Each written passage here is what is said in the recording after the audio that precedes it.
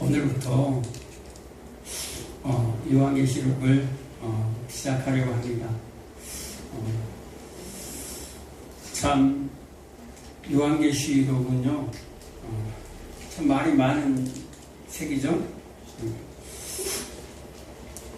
말이 많은 책이 아닌데 요한계시록은 예수 그리스도와 교회에 관한 복음의 이야기예요. 다른 성경과 다를 게 없어요. 특별한 계시, 특별한 책이 아니에요.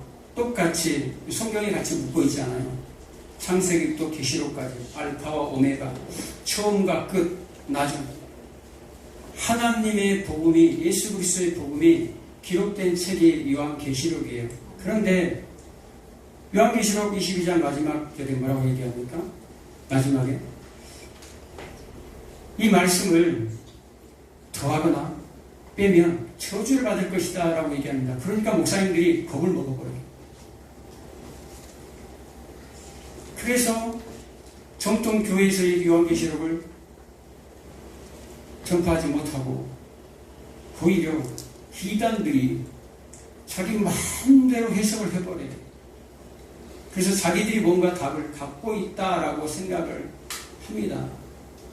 왜 요한계시록을 볼 수가 없어요? 이미 요한계시록은 닫혀있는 게 아니에요. 이미 다 열려있는 복음이에요. 언제 열렸어요? 예수님이 십자가 사건으로 다 뚫어버렸다니까요. 새롭고 산 길이 열려버렸어요. 예수님이 십자가 사건으로 말미암아 휘장이 둘로 찢어져 버리고 그 길이 하나님께로 가는 길이 열렸어요. 죄인과 하나님과 막혔던 그 길이 열렸다 이 말이에요. 그건 뭡니까? 에덴 동산에 죄로 말미암아 아담이 쫓겨났죠. 이 사람이 쫓겨났다 이 말이에요. 그러면서 두 그룹과 두루도는 화염검으로 불칼로 에덴 동산으로 가는 길을 막아버렸잖아요. 그런데 이 길이 언제 열렸습니까? 언제 열렸어요? 예수님이 십자가 사건으로 박살이 나버려요. 그리고 생명나무로 들어갈 수 있는 길이 열렸다라는 거예요. 그래서 여러분들이 예수 그리스도를 영접하면 영생이라는 것을 선물로 얻는 거예요. 그 예수 그리스도의 십자가 복음 사건 이후로 닫혀있던 모든 것들이 다 열렸어요. 그런데 왜 복음으로 보지 못하니까 이 말씀이 안 보이는 거예요. 그래서 제가 지난 5년간 교회 개척하고 계속해서 어떤 얘기를 했습니까? 예수 그리스도에 대해서만 얘기했어요. 예수 그리스도와 십자가의 복음에 대해서만 계속, 듣기 싫어도 계속 십자가 복음에 대해서 얘기했습니다. 여러분 듣기 싫던가요? 계속해서도 깊이가 들어가지 않던가요? 그제 수요일날인가요? 예배를 끝나고 집에 오는데 우리 사모가 요한계시록 기대가 된다 그래요. 무슨 남편 목사가 설교를 하는데 기대가 된다 그래요. 참 행복한 목사고 행복한 남편인 것 같아요. 대부분 보면 남편 목사가 설교하면 기대 안 하거든요. 근데 어떻게 요한계시록을 또 풀어내실지 기대가 된대요. 여러분도 기대가 되십니까? 네. 요한계시록은요 어려운 책이 아니에요. 여러분들이 정말로 예수 그리스도의 십자가 은혜만 알고 있으면 요한계시록은 절대 어렵고 무서운 책이 아니에요. 요한계시록은 어떻게 되어 있냐면 지상에 고난받은 교회의 모습이 나와요. 그리고 이미 구원받은 천상의 하나님의 나라의 교회의 모습이 동시에 나와요. 동시에 그려진다 이 말이에요. 그리고 여러 가지 환상들이 나타나요. 그러니까 여러 가지 상징적인 것들이 나타나요. 뭐 열뿔이니, 뭐 일곱 머리니, 바다에서 올라오는 짐승이니, 뭐 흰말, 검은말, 붉은말, 청황색말, 여러 가지 이게 뭐야? 14만 4천이 뭐고, 두중인이 뭐고, 수많은 그러한 상징들이 나타납니다. 그런데 여러분들이 복음의 눈을 뜨기 시작하면 제가 살짝만 이렇게 도와주면 이 말씀이 이 말씀이었구나 라고 이해가 될 거예요. 여러분 영화를 볼 때에 여러분 우리가 성경을 볼 때 뭘 봅니까? 먼저 이 전체 숲을 보면 전체에 보면 숲을 먼저 보지 그 숲 안에 있는 벌레가 몇 마리고 거기 나무가 몇 그루고 열매가 어떤 열매가 열려있고 그걸 안 본다 이 말이에요. 볼 때 뭘 봅니까? 전체적인 숲의 그림. 이야 아름답다. 이야 대단하다. 굉장하다. 라고 보고 그 숲으로 들어가서 아, 이 숲 안에는 나무가 있고 이런 나무들이 있구나. 아, 이런 열매들도 있네. 야, 이런 벌레도 있네. 오, 저런 짐승도 있어. 라고 본다 이 말이에요. 그래서 먼저 뭘 보자라는 거예요. 요한계시록에 뭐가 담겨있는 그 내용, 숲을 먼저 보자 이 말이에요. 그리고 나서 하나하나 여러분이 궁금해하던 것들, 이단들이 그렇게 들고 나오던 것들, 그런 것들을 하나하나 한번 짚어보자고요. 아, 네. 여러분 영화를 보면서 아이들이 있는데 아이들 뭐 공룡 영화나 괴물 영화 보잖아요. 그리고 보면서 그 영화의 어떤 내용을 먼저 보지 않습니까? 그리고 그 영화의 내용, 스토리, 결말이 어떻게 되는지 그게 궁금하지 않으세요? 영화 끝났는데 야, 그 괴물, 그 공룡 이빨이 몇 개였어? 야, 그 머리 몇 개였어? 야, 거기에 집중해서 하지 않잖아요. 그런데요, 이단에 빠진 사람들은요, 그게 궁금해요. 진짜 복음에는 관심이 없어요. 하나님의 백성 아닌 자들은 진짜 복음에는 관심이 없고, 야, 그 속에 있는 게 뭐야? 그게 어떻게 된 거야? 그 뜻이 무엇이야? 거기에 관심이 있다는 거예요. 그 내용물에, 그러니까 호기심을 자극할 수 있는 것에 관심이 있다는 거예요. 그래서 신천지가 접근할 때, 이단들이 접근할 때 어떻게 접근해요? 호기심을 유발하잖아요. 사람들이 호기심을 유발해서 그 호기심을 긁어주는 거예요. 이야, 이거는 여기도 가르쳐주네, 이런 것도 가르쳐주네. 우리 교회 목사님은 안 알려주는데, 계시록 자체도 설교도 안 하는데, 계시록 설교를 안 했으면 우리 교회에서는 계시록을 많이 봤죠. 하도 많이 계시록을 제가 많이 들어서. 자, 여러분, 창세기와 계시록은 연결이 되어 있어요. 아주 처음과 끝이지만 연결이 되어 있어요. 시작과 끝이에요. 창세기 시작하면서 하나님이 뭘 지었죠? 천지를 창조했습니다. 그렇죠? 천지를 창조하실 때 뭐라고 얘기합니까? 천지를 창조해서 하늘과 땅을 창조했다 이 말이에요. 그런데 요한계시록에 하면 그 하늘과 땅이 뭘로 되어 있습니까? 새 하늘과 새 땅으로 완료가 되어 있어요. 그러니까 창세기가 시작을 했으면 천지를 창조한 목적이 요한계시록에서는 그게 다 뭘로 나온다는 거예요? 결말로 완성돼 하나님의 그 목적하신 그 완성품으로 나와 있다라는 거예요. 그 완성품, 그 결과를 오늘부터 보는 거예요. 오늘은 본문으로 들어가지 않습니다. 그냥 서론적인 부분들만 할 거예요. 한번 따라할까요? 계시록을 바라보는 시선. 계시록을 바라보는 시선. 계시록을 바라보는 시선. 계시록을 바라보는 시선. 여러분들이 어떻게 어떠한 눈으로 계시록을 바라보냐에 따라서 이 눈이 확 열려버려요. 그냥 열려요. 그냥 보여집니다. 그런데 지금까지 들었던 잘못된 그런 설들, 잘못된 전천년설, 후천년설, 무천년설, 또 역사적 전천년설, 또 세대주의적 전천년설, 이런 신학적 용어들이 있어요. 그런 거에 대해서 목사들이 잘못 얘기를 해놔버렸기 때문에 사람들이 은근히 그게 마음에 있어요. 그렇게 될 것이다 라고 생각을 하고 있는 거예요. 정확하게는 모르지만 어떤 목사님이 이렇게 얘기를 했어, 어떤 유튜브에서 이렇게 얘기를 했어 라고 그게 머릿속에 담겨져 있는 경우가 많아요. 한국에 처음에 교리가 정립되기 전에 세대주의자들이 전파된 잘못된 복음들이 있어요. 그래서 여러분들이 좀 나이가 있으신 분들은 휴거라는 그런 책, 소설책이죠. 소설책 지어낸 거. 잘못된 복음으로, 잘못된 해석으로. 그런데 마치 그게 진짜 있는 것처럼. 그러니까 그게 약간 그게 세대주의적인 전천년설을 이렇게 쫓는 거예요. 그런데 약간 이제 조금 이제 업그레이드 돼서 역사적 전천년설이다 해가지고 이게 나와요. 뭐 환란 전이냐 환란 후니 좀 더 말씀드릴게요. 여러분 창세기에서 하늘과 땅이 요한계시록 뭘로 변합니까? 새 하늘과 새 땅으로 완성이 돼요.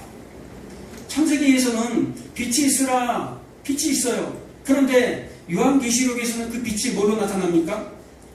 하나님의 영광, 예수 그리스도의 영광 자체가 빛이에요. 네. 창세기에서는 에덴에서 흘러나오는 강물이 있죠. 요한계시록에는 뭐가 나옵니까? 에덴 동산에서 흘러나오는 것이 아니라 하나님의 보좌로부터 생명수 강이 흘러내려와요. 창세기에서는 사람을 유혹하는 사탄이 등장합니다. 그런데 요한계시록에서는 사탄이 결박을 당하고 불못에 던져지게 됩니다. 그리고 창세기에서는요, 우리 인간들에게 이 세상 모든 것들을 정복하고 다스려라 했지만 죄로 말미암아 실패합니다. 그런데 요한계시록에서는 어떻게 되죠? 이 교회된 우리가 왕들로 들어가요. 그래서 왕국을 통치하는 그 왕들로 들어가는 게 완성이 됩니다. 그리고 창세기에는요, 생명나무가 있고 선악을 알게 하는 나무가 있어요. 그런데 요한계시록으로 가면 뭐가 없어요? 뭐가 없어요? 선악을 알게 하는 나무가 없어요. 생명나무만 존재합니다. 네. 왜요? 선악을 알게 하는 나무가 왜 없어요? 선악을 알게 하는 나무는 죄임을 드러내는 거기 때문에 다시는 그 나라는 고난도, 고통도, 슬픔도, 아픔이 다시 반복되지 않는다라는 거예요. 네. 영원한 하나님의 나라, 시작한 것을 하나님이 어떻게 완성할 것인지를 어디에서? 요한계시록에서 보여준다니까요. 네. 그래서 여러분, 요한계시록은 미래적인 것을 예언한 게 아니에요. 어떤 미래적인 사건을 얘기한 것이 아니라니까요. 이미 예수 그리스도의 십자가 사건으로 말미암아 이미 완성이 되어버렸어요. 하나님께서 맨 처음에 창세전에 우리를 위해서 준비한 그 나라, 닫혀있던 그 나라, 죄로 말미암아 닫혀있던 그 나라를 하나님의 아들인 예수 그리스도의 그 십자가 사건으로 말미암아 열어서 너희들이 들어갈 나라는 이런 나라야 라고 보여주는 거예요. 네. 그래서 지상의 교회가 있고 천상의 교회가 동시에 존재하는 거예요. 그래서 우리들에게 뭐라고 얘기합니까? 요한계시록의 일곱 교회, 이 요한계시록은 일곱 교회에 보내는 편지예요. 일곱 교회에 보내는 편지. 아니, 그 당시에 일곱 교회만 있었겠습니까? 아니에요. 소아시아의 일곱 교회, 오늘날 같은 경우, 오늘날로 따지면 지역적으로는 터키 지역이죠. 소아시아의 일곱 교회에게만 보냈어요. 그 당시에 더 유명한 교회들이 많았어요. 그런데 왜 요한은 일곱 교회에게만 보냈을까? 일곱. 요한계시록을 보면 7이라는 숫자가 많이 나와요. 일곱 별, 일곱 령, 일곱 머리. 일곱이라는 것, 7이라는 것은요, 충만한 수를 가리켜요. 안식의 수, 완전하다, 전체를 의미하는 수예요. 뭐가요? 실. 그래서 어떤 지역적인 시대적인 이걸 초월해서 전체 하나님의 교회를 말하는 게 일곱 교회에 내가 편지한다라는 거예요. 그래서 수신자가 누구예요? 그 지역적인 딱 일곱 교회가 아니라 한 두루마리에 서서 모든 교회가 다 볼 수 있는 하나님의 교회에게 보내는 하나님의 편지다라는 거예요. 그런데 왜 이렇게 어려운 이렇게 상징들을 많이 기록했는가? 그리고 여러분 요한계시록을 여러분 자세히 읽어보면 어떤 내용이 나오냐면 구약의 성경들이 아주 많이 나와요. 구약의 성경들이 그대로 나오는 것이 아니라 구약의 성경들을 끌어다가 아주 이야기처럼 재밌게 써놨어요. 요한이 통찰력이 굉장합니다. 요한의 나이가 이때 지금 90이 가까워요. 늙은 노인이에요. 나머지 제자들이 언제 죽었어요? 다 30대, 40대, 50대도 안 돼서 다 죽어요. 일찍이 다 숭배해버려요. 근데 요한만이 그 모든 것을 보고 반모선에서 유배된 상태에서 이 하나님의 환상을 보고 받고 이 요한계시록을 적습니다. 그냥 받아 적은 게 아니에요. 그 환상을 보고 굉장히 혼란에 빠져요. 그리고 구약 성경에 뭉뚱한 이 요한이 굉장히 연구를 하고 이 성령의 도우심을 받아서 이 요한계시록을 기록한 거예요. 그래서 요한계시록을 보다 보면 구약 성경으로 아주 가득 차 있어요. 구약 성경을 모르면 이 요한계시록을 절대 볼 수가 없어요. 구약 성경을 모르면, 근데 여러분들은 구약 성경을 많이 아시죠? 많이 안다 그러세요. 제가 계속해서 했잖아요. 우리 교회 웬만하면 청소년부터 계시록까지 거의 다 끝냈어요. 여러분들이 몰라서 그렇지. 수요일날, 목요일날, 아니 수요일날하고 금요일날 나와도 그거 다 했었어요. 앞으로 또 더 깊이 들어갈 거예요. 너무 걱정하지 마시기 바랍니다. 그래서 이 요한계시록은 누구에게 보낸 편지입니까? 전체 교회에게 보내는 편지예요. 그런데 요한계시록을 보다 보면 굉장히 이 부분 때문에 요한계시록을 혼란스럽게 빠지는 경우들이 있어요. 왔다 갔다 해요. 이 말이 이 말 같고 막 뒤죽박죽 된 것 같아요. 뭐냐면요, 7년 뒤 환란이라는 말이 있어요. 그리고 천년 왕국이라는 말이 있어요. 그리고 3년 반, 한때, 반때, 두때, 1260일, 42달, 이런 것들 이제 꼭 읽으시기 바랍니다. 이번 주에 꼭 요한계시록 몇 장인데 22장밖에 안 돼요. 그리고 짧아요. 꼭 읽고 다음 주에 봐요. 설교 끝났나요? 꼭 읽으시기 바랍니다. 아주 재밌어요. 막 애니메이션처럼 아주 스펙타클해요. 막 아주 그냥 막 와, 여기서 환상이 뜨고 여기서 환상이 뜨고 저기서 환상이 뜨고 막 정신을 못 차려요. 요한이 성경을 읽어보면. 그런데 이 요한계시록을 세대주의자들이요, 우리 한국교회 굉장히 만연해 있는 목사님들도 이 세대주의자들의 영향을 굉장히 많이 받았어요. 제가 청년대 신앙생활 할 때 거의 대부분 목사님들이 이런 생각을 가지고 있어요. 이 요한계시록을 시간순으로 해석을 해요. 연대순으로 해석을 한다 이 말이에요. 그리고 조금 발전해서 이제 역사적으로 이것을 다시 고찰하는 거예요. 다시 보는 거예요. 조금씩 변형해서. 그런데도 뭘 해석합니까? 시간순, 연대순으로 해석을 해버려요. 절대 요한계시록은요, 연대순으로 해석하면 안 되는 거예요. 절대로 안 돼요. 그러면 요한계시록, 그래서 100명의 목사님이 요한계시록을 설교하면 다 틀려요. 다 틀려요. 그리고 자기들이 다 맞다 그래. 처음에 이것만 딱 여러분들이 이해하고 알고 가면 너무너무 재밌는 책이 요한계시록이고 예수 그리스도의 복음이에요. 교회가 어떻게 살아야 하는지, 이 땅에서 고난받는 그 교회에게 엄청난 힘과 용기를 주는 책이 이 요한계시록이라니까요. 인재양, 나팔재앙, 대적재앙을 통해서 이야, 저주가 하나님의 진노의 포도주장이 퍼붓는구나, 이야, 정말 무섭다, 이게 아니에요. 앞으로 그 내용들을 하나하나 세부적으로 다룰 건데요. 한때, 두때, 반때, 42개월, 42달, 3년 반, 이게 뭔가를 알아야 돼요. 여러분, 마지막 때가 언제입니까? 마지막 때. 이 요한계시록은 마지막 때 교회를 위해서 쓰여진 책이에요. 이 요한계시록은 마지막 때 교회를 위해서 쓰여진 책이라니까요. 마지막 때라는 것은요, 예수님의 초림 때부터 예수님의 다시 오실 재림 때까지를 마지막 때라고 얘기하는 거예요. 그래서 성경에 보면 마지막 때, 그 당시 2000년 전의 성도들, 초대교회 성도들에게 이 편지가 쓰여진데도 불구하고 그들에게도 마지막 때라고 얘기합니다.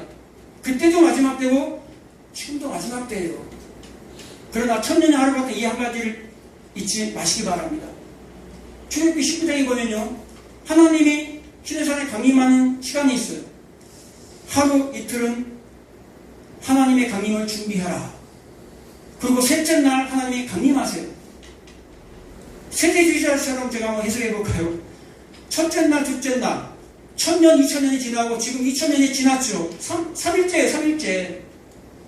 그러니까 끝날의 마지막 날이다 이 말이에요. 지금 마지막 때 중에 우리는 언제를 살고 있어요? 초입이 아니라 마지막 때를 살고 있다라는 거예요. 그래서 여러분 마태복음 24장에 나오는 그런 수많은 천재지변들, 전쟁, 기근, 전염병, 그것을 지금 우리 세대에 지금 겪고 있다라는 거예요. 불과 그렇게 오래되지 않았어요. 지진이 이렇게 많이 일어난 것들이 불과 오래되지 않았다라는 말이에요. 우리 세대에 지금 그것을 목도하고 있다라니까요. 주님 언제쯤 주님이 다시 오십니까? 언제쯤 이런 재난이 발생합니까? 주님이 다 얘기해 줬어요. 그런데 그때와 시는 아직 모릅니다 라고 했지만 이 요한계시록을 잘못 풀어 해석하는 사람들이 나타나서, 이단들이 나타나서 무슨 종말론이 나타납니까? 시한부 종말론. 그 시한을 정해요. 기간을 정해서. 그래서 얼마나 많은 사람들이 그리스도인들을 욕을 합니까? 그들도 예수 믿는 사람들이에요. 그런데 이 종말론을 잘못 해석하는 바람에 세상에 욕을 먹어요. 우리는 복음을 전하다가 욕을 먹어야 돼요. 의를 위하여 핍박을 받는 자는 복이 있다. 그들에게 악한 말을 듣는 자는 복이 있다. 복음을 전하다가 욕을 먹어야지. 잘못된 종말론에 빠져가지고 집 다 팔아버리고 전부 어디 가가지고 주님 오신다고 맨날 몇 시에 오신다고. 그게 시대순으로, 시간순으로, 연대순으로 해석한 결과예요. 예를 들어서 요한계시록 6장에 보면 6장 17절에 보면 뭐가 나옵니까? 여섯째 인을 뗄 때에 첫 번째 인재앙이 나와요. 그 다음에 나팔재앙, 대접재앙 순이죠. 첫 번째 인재앙 때 여섯 번째 천사가 인을 뗄 때 무슨 일이 벌어집니까? 해, 달, 별들이 하늘에서 떨어져 버려요. 무화과 나무가 대풍에 흔들리듯이 다 떨어져 버린다니까요. 계시록 6장에. 그런데 계시록 8장에 뭐가 나와요? 다시 또 해, 달, 별들이 나와요. 그리고 다시 또 떨어진대요. 이 얘기가 무슨 얘기예요? 아니 한 번 심판을 했으면 됐지 뭐 또 심판을 하나?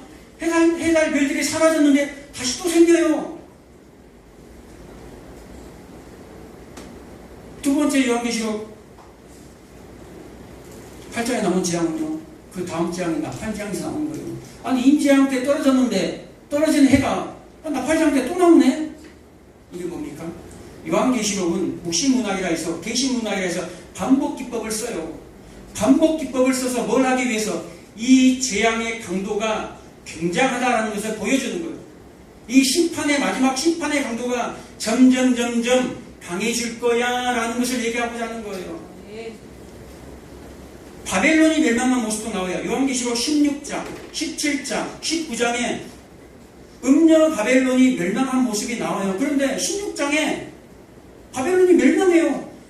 큰 성 바벨론이 온데간데 없이 다 사라져버려요. 그런데 갑자기 그 다음 장에 또 나타나.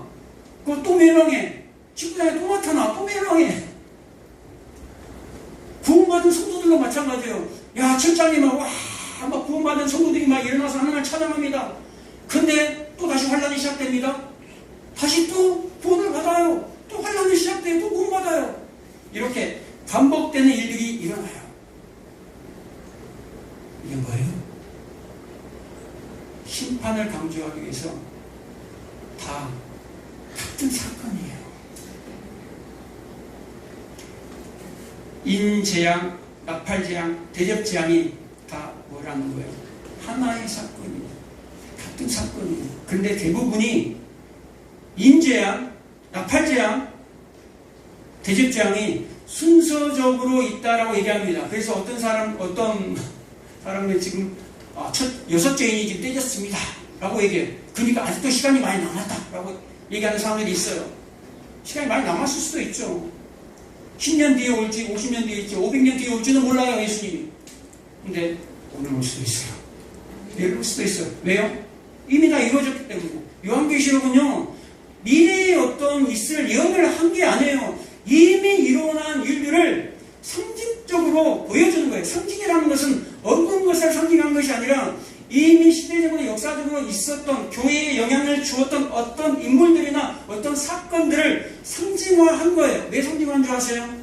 지금 이 편지를 요한계시록을 받은 이 교회들은 어떤 상황에 처해 있냐면요. 로마에 의해 엄청난 박해를 받고 있는 상황이에요. 그러니까 로마인들이 잘 모르는 단어를 써야 돼요. 로마인들이 잘 모르는 상징적인 단어를 써서 이들에게 편지를 하는 거예요. 그리고 로마인들이 잘 모르는 구약적인 언어들을 사용해가지고 쓴 거예요. 이 편지를 받은 그 유대인들이 했지만 기독교로 바뀐 사람들이잖아요.